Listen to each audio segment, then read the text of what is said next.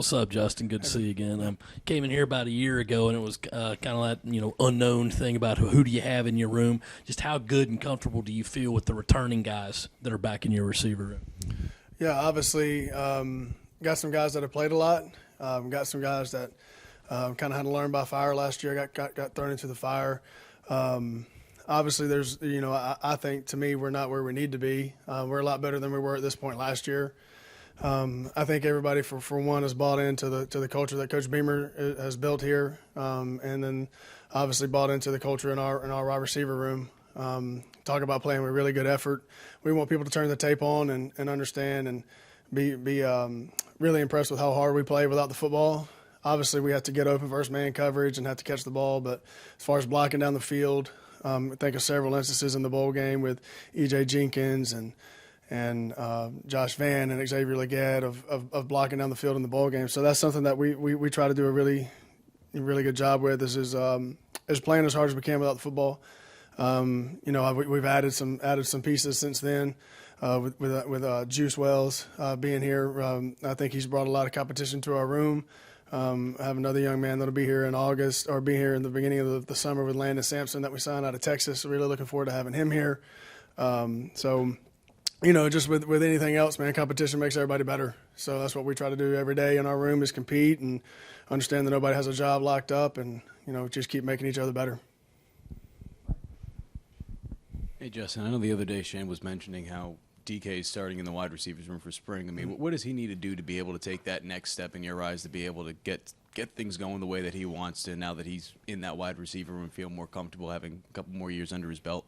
Yeah, just like you said. I mean, a guy that when I got here last year, I hadn't played a lot of receiver. I think about how I grew up my whole life in high school, in my first 2 years of college playing receiver, and then really the light didn't click for me until my sophomore, junior year of college. So, for him, it's just continuing to really just dive into the playbook, dive into the intricacies of playing receiver, understanding leverage, understanding break points, understanding, why he needs to be at a certain spot. I think the quarterback aspect of that really helps him have an understanding of what the quarterback's looking at and what the quarterback's reading. But, I think with anything else, man, the more you do it, the more you feel comfortable with it, I couldn't literally – the kid works harder than anybody I've ever been around, man. I mean – he loves football, and he loves the University of South Carolina. So, when a guy has that kind of work ethic, that kind of attitude, man, he can all he's going to do is continue to get better. So, really proud of him, man. Couldn't be more excited for the way he was in the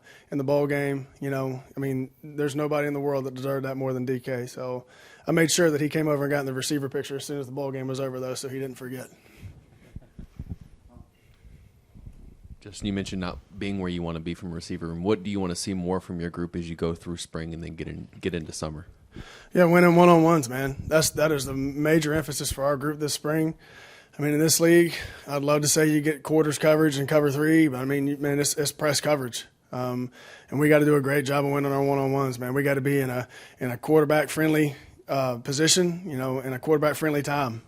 Understanding why we have to be where we are and having the physicality and the tools to be able to get open versus press. That's our number one job is making contested catches. There's no uncontested catches in this league. If you do, it's a rarity. But just winning our one-on-one battles has been a major point of emphasis for our group. And the only way you do that is to get better and do it in practice, man. I love Coach Gray and Coach Beamer gives Coach Gray and I a bunch of one-on-one time, a bunch of release time. So iron and sharpening iron, and same thing for him. Covering guys one-on-one, that's the best thing for us. So that's been a huge emphasis for us this spring. Justin, it looked like the season opener next year was going to be a family reunion for you and your brother. Obviously he's got a big job now. What are your feelings on not getting to play that game and about your brother moving on to Louisville? Yeah, really excited for him. That was going to be awkward. It was going to be super awkward. Because we've never done that. We were on the same team at Furman, and then he transferred to Newberry and thankfully never had to play each other. So, I think my mom and dad are probably more excited about it than anybody else. But it was going to be an awkward first 2 weeks with that one and then going to Arkansas for sure. Really excited for him. I know he was finally have a chance to be a coordinator and to coach the quarterbacks, which is what he played growing up. So I know he was really excited about that. But I think he's really excited to be at the Power 5 level. I think that's always been a dream of his. So being in an ACC school and a school like Louisville and with a bunch of good guys. I mean, the DC was in my wedding there. The offensive coordinator was in my wedding. So, I mean, there's a lot of familiarity there. Really excited for him. It was interesting, that whole week I was getting text messages from people I grew up with saying congratulations. And I was like, man, I grew up with you, and that's not me in that picture, So that was kind of fun. Recruits were texting me. Had to make sure they know I didn't leave South Carolina. So, but really excited for him and really excited for his family. So. Justin, obviously, I know X got a little banged up in that accident at one point last year and was working back from that. But I guess just how do you see him kind of fitting into this group this year as well? And then I know you mentioned Landon. I mean, I know you recruited Landon, know Landon about as good as anyone. Just, I guess, not to put a timetable on it, but do you see him as a guy who can get here and maybe compete for some reps like right away as a freshman? Yeah. For Xavier, man, you want to talk about a guy that kind of got thrown in the fire against Vanderbilt and comes back and plays, wasn't playing a ton, gets in the Vanderbilt game and catches the game-winning touchdown pass. And, he's weighing 217, 218 right now, man, just looking really had an unbelievable winter. Probably one of the more, country kids I've ever been around. Like, he FaceTimes me on spring break and he's riding a horse, between him and Traylon Burks, they're running close on who's the more country kid. But really excited about him, and just from a physicality standpoint, a speed standpoint, being able to do a lot of the stuff in the run game with him blocking, just because he's so physical and he's so big. I'm really excited, for him. And again, same thing with him. He played quarterback all in high school, so kind of going back to Mike's question, he's still getting used to, getting in and out of cuts. What's funny is you watch our individual tape from last spring and last summer, and then putting the drill tape together for the clinic this weekend, man. Man, it is night and day between him and DK, and even a guy like Josh Vann. So just continue to polish up his fundamentals, his technique. But I'm excited. I think he can for speed and power and size, man. I think he's going to be able to help us. And as far as Landon, man, Landon comes from one of the best high school programs in the country. I mean, his head coach Riley Dodge has played at this level. Coached was a GA at this level. Does a great job with those kids, man. And that's the one thing about, getting a kid from that level in Texas, man.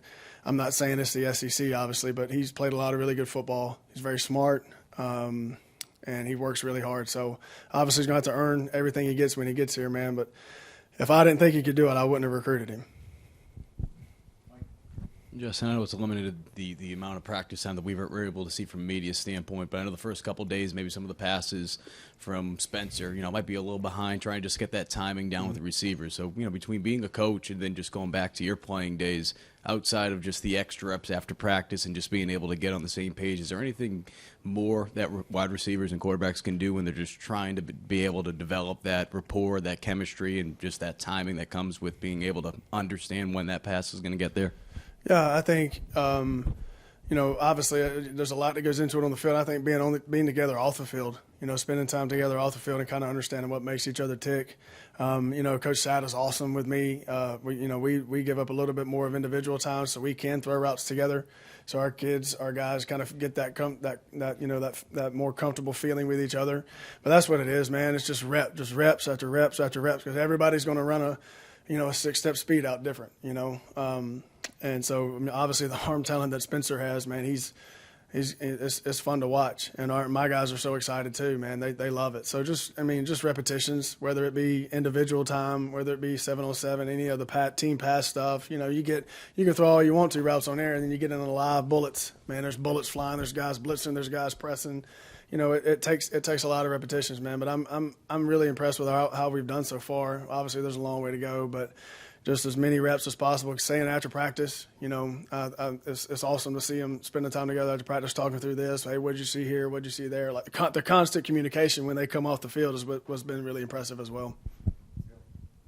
You kind of alluded to Josh improving in a lot of ways. And obviously he took a big jump last year. What have you seen from him that way specifically? Yeah, obviously just his ability to compete and not be satisfied with where he is. It'd be really easy for a guy like that to, okay, I did this last year. I'm automatically, have that feeling of complacency. Coach Beamer talks about it all the time with our staff. Like nobody should feel comfortable. Not that you walk around on eggshells, but you always want to be, the feeling that, hey, I got to get better because this is happening or that's happening. Like Josh, bringing a guy like Juice in here and seeing how Xavier's working, seeing how AB's working. I mean, I think he sees those guys taking their game to another level, and it makes him want to get better too. So just attacking, extra film. Like we were out at a golf thing 2 weeks ago, and it was a 5:30 on a Friday, and he's FaceTiming me from in my office trying to figure out how he can get to my cut-ups. 5:30 on a Friday afternoon for a guy that's had played the way he has. Obviously, he's got to get better and continue to improve. But for him to do that on a 5:30 on a Friday, I thought spoke volumes. And 5:30 yesterday, he's calling me sitting in my office. I was already gone. So I think he's got a hunger. I think he came back for a reason to help this football team, but also to help himself. Justin, over the offseason, were you in a position to where you potentially had opportunities to go elsewhere? And if so, why was staying at South Carolina the right thing for you to do? I won't speak to the having other opportunities, man. I can tell you I love Shane Beamer, the way he's been with me. And again, I go back to the way he handled that whole situation with my family before I ever came here with my daughter being in the NICU. I think last year was tough on a lot of people. I mean, obviously, there's some of the stuff we had to go through on offense throughout that first year, man. It's hard enough in your first year, but then you go through some of the things we went through. Man, I'm home. This is where I want to be. I mean, I can see my kids see their grandparents every day, or at least twice a week. So that's been a blessing for me. So I'm extremely happy to be here. Extremely happy to be part of Coach Beamer's staff, and I've learned so much. I've learned more football in a year with Marcus than I have in a long time. I mean, our offense is it's not necessarily complicated, but there's a lot that goes into it, and it's made me a better coach for sure. Justin, when you have a quarterback who's not just mobile, but his running game is a big part of the offense, does that change the way you got to coach your guys by saying he may run out and you're going to have to do something else here? Do you have to add a few things into your playbook to accommodate for that? I don't think you necessarily have to add anything to your playbook. If anything, man, everybody's got to be alive. There's routes where you're protecting, you're running outside, you're just outside releasing to protect. Well, the first 2 days of practice, those balls got thrown. So for me, I'm like, oh, thank God, somebody finally threw that. Like, hey, you can get it. I've been telling you can get it, but you can actually get it. So, I think it helps from a receiver standpoint. It helps my guys know that no matter what they're running, they can think they're just protecting a guy and just kind of, we always say in our room, kind of stepping into a fastball just to take one for the team, man. But it's actually you could be alive. Obviously I did a red zone study this year of every single touchdown in the SEC. And you wouldn't believe how many touchdowns are thrown off a scramble drill. So that was a huge emphasis for Coach Satt and Coach Beamer going into the first few days of practice. And I'll be dang, at the first day of Pascal, we hit a scramble drill for a touchdown. I mean, it's amazing how it all correlates. So for me, it's exciting. I don't think you have to change anything. You obviously have to make it an emphasis, and everybody has to be in tune and be alert. But for a receiver coach who has, there are plays where some receivers don't think they're ever going to get the ball. For them to have a chance to get it, it helps me as a coach for sure. Hey, Coach Stepp. I wanted to ask, is Jaheim Bell working out with you guys a little bit? I heard he was going back and forth. And then I also wanted to ask about some of the options out of the backfield. Have you been working with some of the running backs? Yeah, Jaheim's even getting towards the end of the year last year, if we're doing more route running specific things and it's not a heavy run day, whatever the case may be, Jaheim was with me some there and too, working on break points and dropping his weight and transitions through the top of his routes. That's stuff we did last year, so he has worked a lot of that with me as well. But as far as the running backs, none of those guys, Mo coached receivers, heck, he was in there. I ask him questions about receiver play all the time. So, I think he's pretty well versed in that. So they usually stay with him. So I don't think he's trying to get one of those guys over to my group right now anyway. I'd take some of them. Justin, a minute ago you said that you've learned more with Marcus and his offense than in a while in terms of the game of football. Can you are there some specific things you can share in terms of kind of where that growth for you has been able to happen in the last year plus?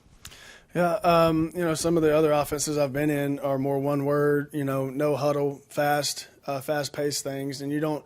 When you're in that world, you don't necessarily have to be in tune to what everybody else is doing. You're legitimately in another world out there on the perimeter. In ours, you got to hear. You got to be in a huddle. You got to hear a formation. You got to hear an adjustment. You got to hear an emotion. and then you got to know your job. So it's a lot. It's a lot, especially for an 18, 19-year-old kid coming from high school.